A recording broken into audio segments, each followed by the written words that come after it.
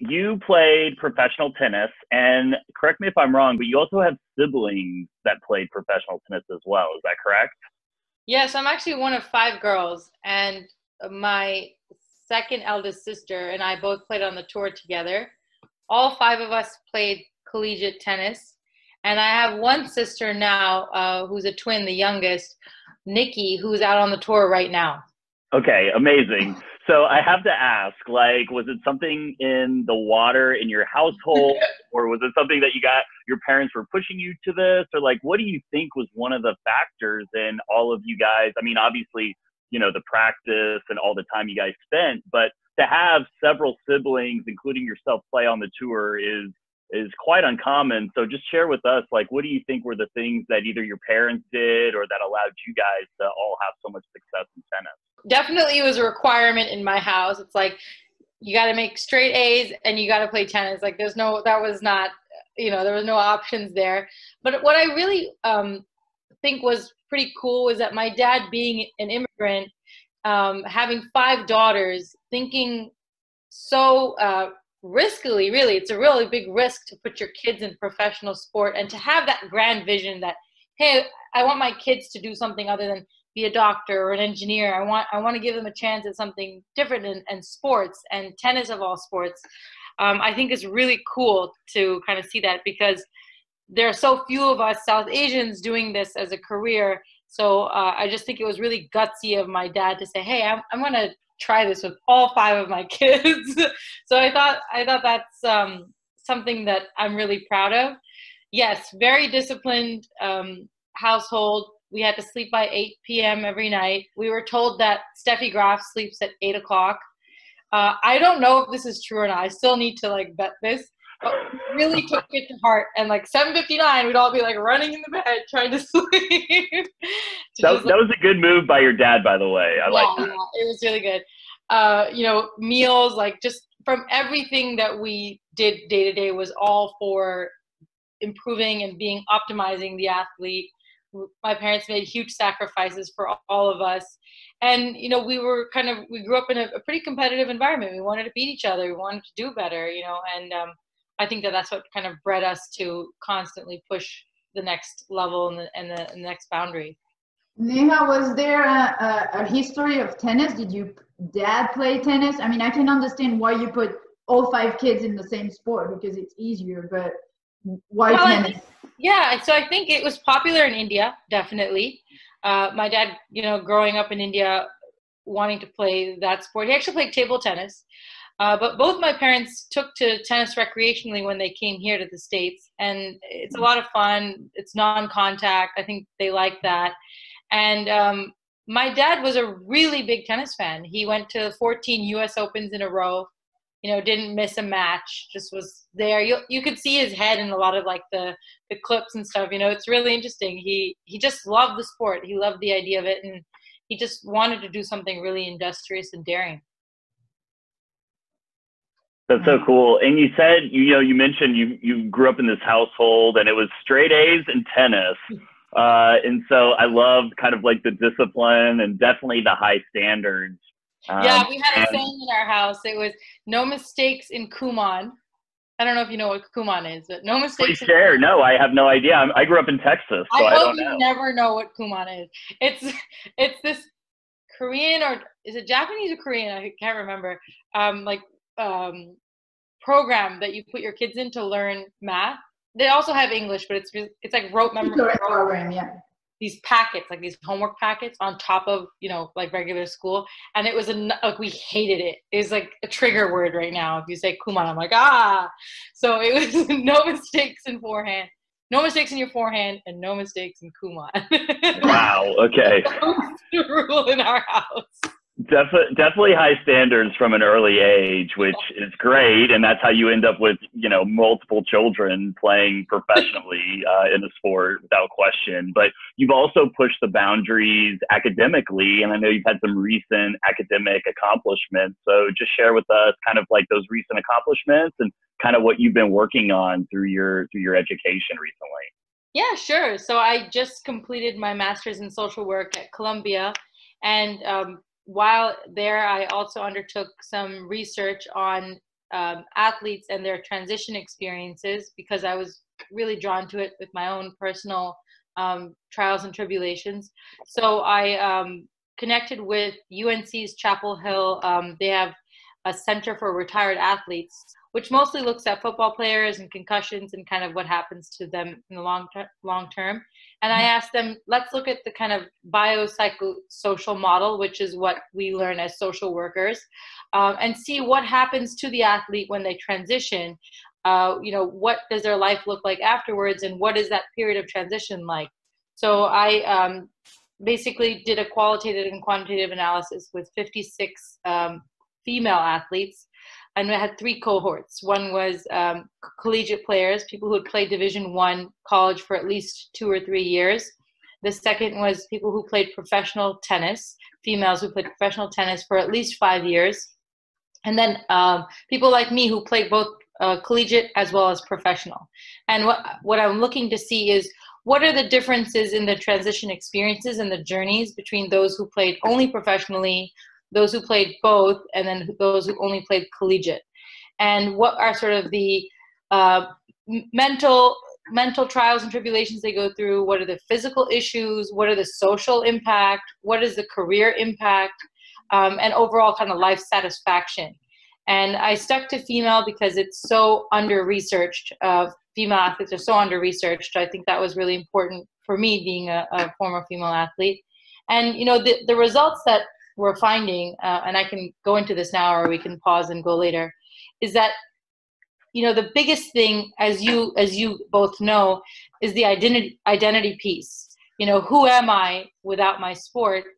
Because a sport like tennis requires so much early dedication that you, right at the time in your development, when you're developing a healthy ego and developing that identity, it's also kind of parallels with your athletic performance, and you're seeing success there, and society is seeing you as that person. So it all kind of really binds together very well when you're an athlete.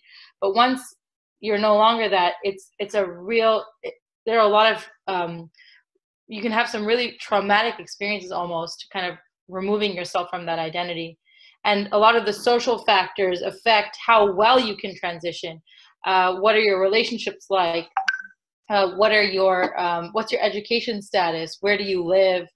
Kind of your age and how you retired. Did you get an injury, or was it free choice? Was it that you couldn't financially afford it anymore? All of those factors have a huge impact on the perception of leaving the sport and also kind of rebuilding the identity. And what I've been finding, though I haven't kind of made this official or publicized it, is that, yes, education plays a huge part in the ease of transition, solely for the purpose that you can find a second career much easier than if you didn't. However, that doesn't take away from the difficulty, the emotional and mental struggle.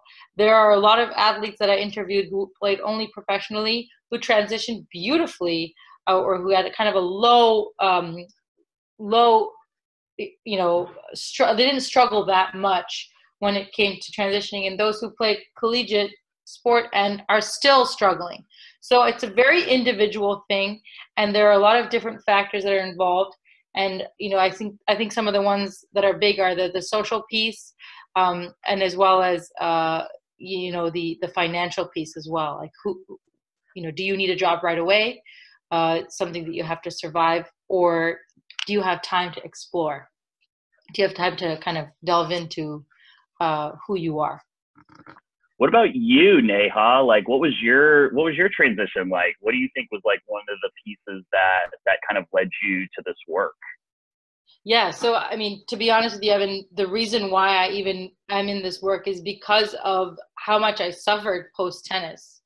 I think it was really, really painful for me to leave professional sports, something that I really thought that I was supposed to, not just that I wanted to do, but I was supposed to be a professional tennis player. And I think having that mindset and then having it removed was really one of the most painful experiences of my life. I quit pretty early. I stopped playing tennis when I was 22, and it's because of a really bad eating disorder that I got. I ended up becoming bulimic. A lot of factors went into that. Self-pressure, of course, but also I did have a pretty toxic coach who was very focused on my weight and my body image, which was sort of very foreign to me because I never really thought about it. Even though I was a female athlete, I was very confident in who I was and my body. I actually really liked my body, you know, throughout most of my life, and kind of this uber focus on this weight and achieving this one weight goal was like his whole way of trying to control me and trying to kind of narrow me into his reign. And I only know this now through years of therapy and work, but unfortunately that was so tied to my success on the tennis court, and that's what kind of led to my need for control, my anger, my resentment, and this full-blown eating disorder. So I had to make the choice whether I wanted to be happy and be alive and functioning, or if I wanted to be a tennis player. And it was a really hard choice for me. I had a great backup plan. I had Princeton University waiting for me to go back to. A lot of people don't have something like the #1 institution in the country to go back to. However, having said that, it's not that made it any easier for me to transition. Yes, I have more opportunities and more privilege, but I do still think that if anything, it was another challenge. And now I was thrown into a world of extremely high academic achievers, you know, after leaving a very, very competitive place and a very toxic environment. And my competitive juices were flowing, but academically I was not as strong as my peers. And not just that, but it was a huge change to go from training 8 hours a day to studying 8 to 10 hours a day. I remember, you know, having to write my first essay again, or having to read a book again. And like my brain was hurting, you know, it was painful. It was actually physically painful to sit in a classroom. And not just that, but also the body gets used to moving and going and traveling. I was traveling every week, and now I'm in this dorm room, which I felt like was a jail cell. You know, had those cinder blocks on the walls, and it got to me. I got really depressed. I was really anxious. I had a really hard time adjusting. I was worried about, you know, losing my muscle tone, and the way I looked was so attached to my self-worth and my identity. I had to look like an athlete still. I still had to do these things. And I had a really love-hate relationship with tennis. You know, a lot of people like to attribute it to like a divorce almost, you know, divorce, no kids, kind of like you're trying to figure out where you stand with this thing that you dedicated your life to. And going to therapy, trying to find people who could understand what I was going through was so difficult. I couldn't find people who had gone through the same thing, or who wanted to talk about it publicly, or who could offer me some insight on how to kind of rebuild your self-worth, your identity, some of your beliefs that may not be serving you. I couldn't find it. Everyone just kept saying, oh, well, you know, become a coach, open up a tennis academy, go to India and, you know, open up an academy there and serve underprivileged children. All great ideas. But I wanted to show that there was more to me than just tennis. You know, it's like you have your PhD in something and you want to kind of show people that you have other elements to who you are. And I really resisted that. And I was very angry for a very long time. I held a lot of anger. And there was no place to release it. I had all this energy. I had all these ideas. And, you know, Evan, at the end of the day, I had to kind of swallow my ego and say, okay, I have to start again. Like I have to start from zero. And I have to try things out. And they might not work out. And they might not work out. And they might not work out. And that was a really long 5 years, 6 years. Yeah. And you can see remnants of me testing things out online, actually. You know, I had a YouTube channel, I had a blog, I had a website. I did so many different things. I tried so many different careers before I ended up where I am now, because of a really long journey. I can't tell you how many Strengths Finders tests I've done online to figure out who am I, will this website tell me who I am and what I'm supposed to be doing? It was so painful for me, and it was so triggering for me when people would ask me something like, so what do you do now? Initially I was like, I would just crawl into a hole and say, I can't even answer this question. I don't even know what color I like. I don't know. It was so overwhelming. And that's why I'm so excited to be part of Athlete Soul, because I think just having a place where people get it, they get, okay, I know what it feels like. And I'm not going to tell you to just go back to the domain that you came from if that's not what you want to do. I'm going to help you to explore who you are and the other dimensions that were suppressed while you were trying to achieve this greatness. I'm going to help you to kind of go back to that. And it's going to be painful, but there's a whole community here that's done it and wants to help you do it. And I'm so excited for that. I'm so jealous. I wish Neha, at 22 had this. I would have saved me a lot of pain. Yeah. Neha, I'm really interested in how to build a better athlete, how to support the well-being of the athletes when they're competing, so that their transition is not as difficult. And I would like to hear what your thoughts are on this. If we can build a more rounded athlete, is that even possible, first of all? And second of all, do you think that helps, or that would help increase performance?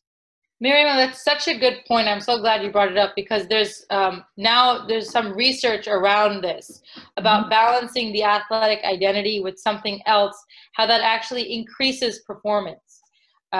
Student athletes do see this, but in New Zealand, there was a study about this, that putting a bunch of rugby players, professional rugby players, through an education program and having that balance of a hobby, other vocations in their life actually helped them to reduce match stress and actually improve their performance. So there's actually scientific evidence now that this is something that does help the athlete with their well-being as well as their performance. And when I was an athlete, I remember vividly thinking, I'm trying too hard. I'm too tight. We call it tight. You were tight. You played tight. If there was some part of my brain that could think of or fathom other parts of my identity, just to ease up the pressure a little bit, when it's 4-all, 30-all, and you've got a second serve and you've got to put it in. I think I would like to say, and I can't say with confidence because I didn't do it, but I would like to say that I think that would give me an edge.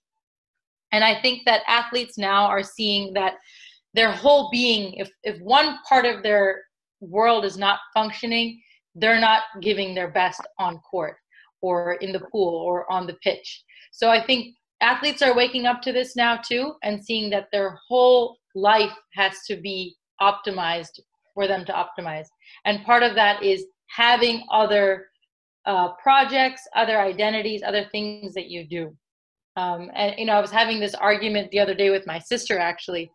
I said, look at what Serena Williams is doing, or Roger Federer. They're Roger Federer. He's Roger Federer. She's Serena Williams. I said, yeah, but she got there because she knew that her career ends at a certain point.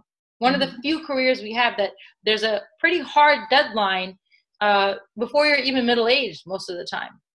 And so planting the seeds for what comes next it's actually should be part of the professional experience and not separate.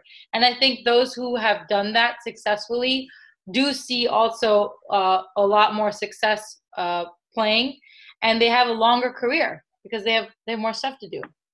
I've seen actors do this as well, kind of similar case where maybe they choose to do a few less roles because they are focused on other parts of their life or other brands that they want to experience. And while you might not be able to pick and choose tournaments, you can definitely choose what you do on your off time. And I think it's so important. It's almost, in my opinion, in this day and age with technology and with the iPhone, it's almost stupid if you're not doing something else. If you're not doing something else, it's like, well, what are you doing with your time? And I hope that there's more research around this, because I think then coaches will kind of start seeing this, and then parents will see it. And I think it's so important once parents understand this, because it has to be ingrained from an early age, like no mistakes in Kumon, no mistakes in forehand. There's got to be that balance. Maybe not that way, but that idea that you don't have to put all your eggs in one basket to achieve something of a really, really high level. Often it's still driven by the athletes themselves, because they have they're curious, they have a will to do other things. So it really is individual, right? But I think it needs to be somehow ingrained into the system. And like you said, like touching youth sport and sort of be more systematic in how it's built and how you address the whole person and not just the physical side. Because you'll get some pushback, and the athlete will say, well, if I'm focused, if I put my attention somewhere else, that means I'm not dedicating, I'm not, working hard enough, or I'm not dedicating. And, the pushback is always, well, work smart, don't work hard, work smart.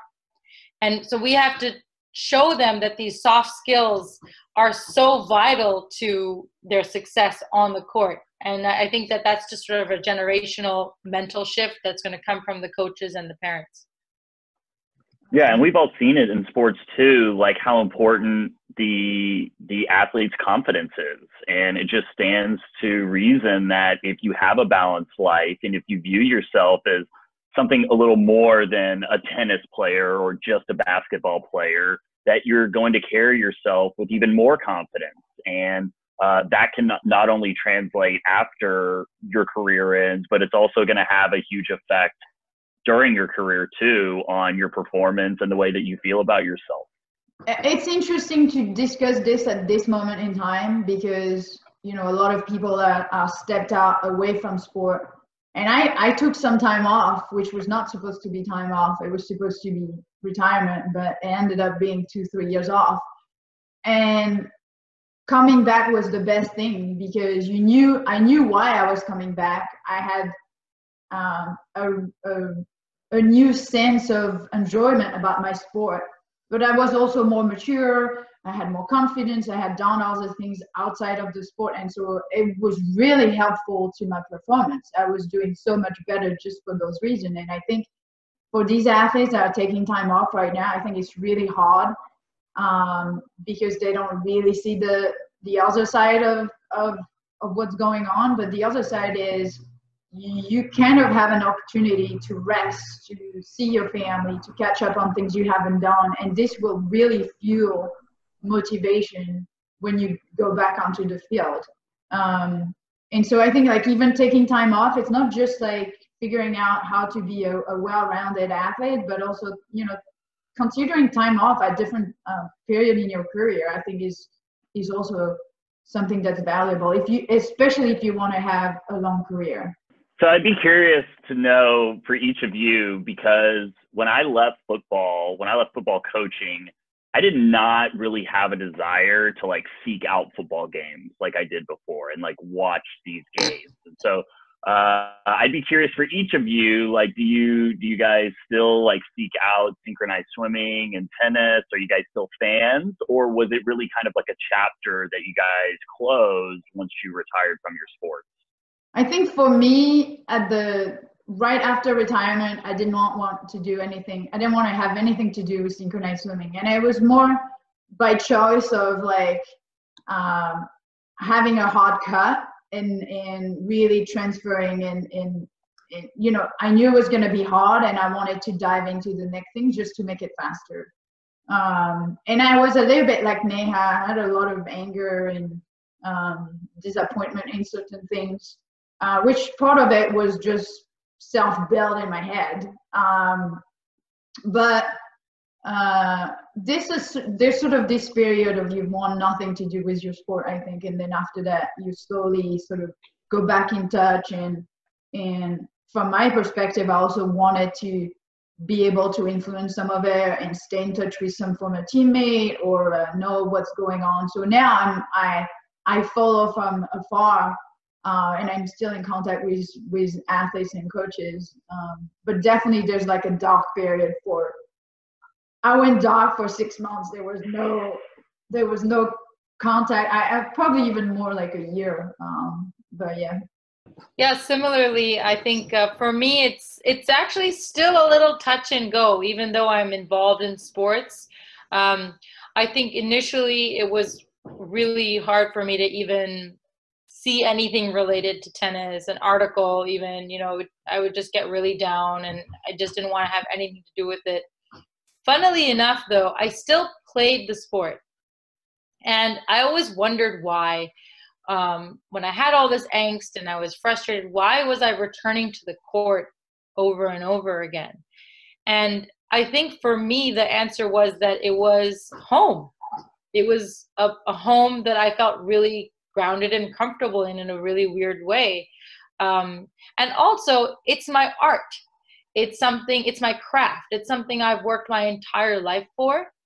And when I see it that way, when I see it as an art or a craft, I think that I like to just keep my skill on, like a painter will just casually paint. I think that kind of helps me enjoy it.